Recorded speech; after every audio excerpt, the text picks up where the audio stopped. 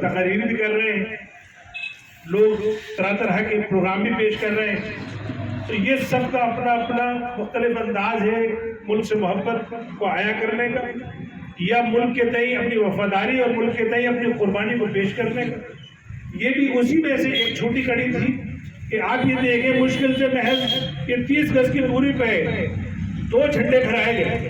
और दोनों झंडे वो एक भी हो सकता था, लेकिन चूंकि वो भाकर कंपाउंड अपने एक कॉलोनी का है और ये एक पार्टी का था। लेकिन मोहब्बत का अंदाजा आप इस बात से लगाइए कि लोग बिना किसी इसके कोई किसी पार्टी से मुताल्लिक़ है या नहीं है, लेकिन वो सब लोग यहाँ तशरीफ ले आए और यहाँ के लोग वहाँ चले गए, और ये है हमारे वतन अजीज से हमारी मोहब्बत की मिसाल। दूसरी बात, आपको ऐसे मौक़ों पर अपना मुहासबा, अपना जायजा लेने का ये मौका होता है कि आप अपने बारे में जानें कि आखिर आप इस मुल्क के लिए क्या कर रहे हैं, आपको क्या करना चाहिए और आपके लिए क्या होना चाहिए। इसके साथ साथ मुल्क आपके साथ क्या कर रहा है, आपके साथ कौन से रवैये अख्तियार किए जा रहे हैं और उनकी क्या क्या तरकीब है, कैसे कैसे आप उनसे पार पाएंगे, इसके बारे में आपको सोचना चाहिए। मुख्तसरन मैं सिर्फ इतना कहूँगा कि मुल्क जो पूरे दुनिया की सबसे बड़ी जमहूरियत है, उसकी जो जान है वो इसका कानून है, इसका संविधान है। जब तक संविधान मजबूत है, महफूज है, कभी है, तब तक ये मुल्क कभी है, इसका निज़ाम कभी है। तो इस मुल्क के संविधान को बचाने के लिए हमें हर तरह की कुर्बानी देने के लिए तैयार रहना चाहिए, हमें हर तरह की जुस्तजू करने के लिए तैयार रहना चाहिए। और आज जो 26 जनवरी है, ये गणतंत्र दिवस इसलिए कहलाता है कि आज ही के दिन इस अजीम मुल्क का संविधान, इसका आइन लागू हुआ। तो इसलिए ये 15 अगस्त से भी ज्यादा एक अहमियत रखता है ये दिन। तो आइए हम सब लोग इस बात की अहद करें कि अपने आइन को, अपने संविधान को अपने सीने से लगा के रखेंगे, अपने इस वतन अजीज के लिए जो इसकी धड़कन है, जो इसकी रूह है संविधान, उसके लिए तमाम तक कुर्बानियां देने के लिए तैयार रहेंगे। और इसी के साथ जो मेरी पार्टी यानी ऑल इंडिया मजलिस इत्तेहादुल मुस्लिमीन के जो पासबा है, जो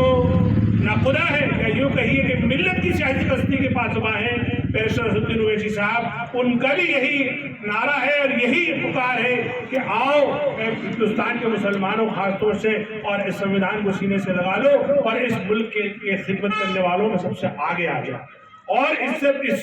इसकी हिफाजत करने का जो सबसे बेहतरीन तरीका है, वो तरीका है कि लोकतांत्रिक तरीके से आप अपने देश की मुख्य धारा में शामिल हो जाओ। और उसमें शामिल होने के लिए जाहिर बात है कि इलेक्शन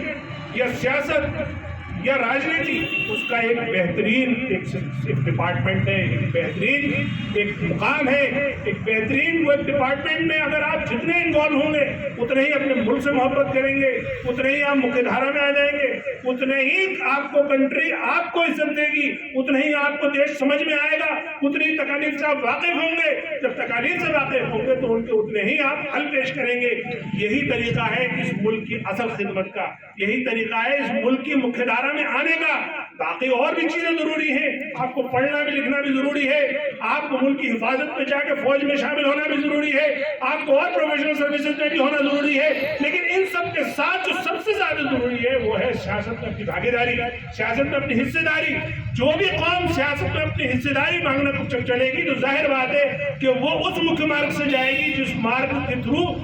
इस मुल्क के मसाइल या उनके हल पेश होते हैं, वो है सियासत। तो मैं आप लोगों से यही दरख्वास्त करूंगा ऐसे अजीम मौके पर कि आप लोग अपने अवाम में, अपने साथियों में एतमाद पैदा करिए और इस बात का एहसास कराइए कि ये मुल्क, ये वतन अजीज हमारा है, हम इसकी खिदमत करने के लिए तैयार हैं। और अगर इसका एक शोबा सियासत है तो इंशाअल्लाह हम सियासत में भी आगे आगे रहेंगे और अपनी पूरी वफादारी, पूरी ईमानदारी और पूरी देनदारी से इसकी खिदमत करेंगे। इन्हीं अल्फाज के साथ मैं आप लोगों का शुक्रिया भी अदा करता हूँ कि आप लोग कोविड प्रोटोकॉल के चलते हुए भी, जबकि फॉर्मल किसी को इन्विटेशन नहीं था, फिर भी इतने लोग तशरीफ लाए। मैं आप लोगों को इस गणतंत्र दिवस के यौम जमहूरिया की मुबारक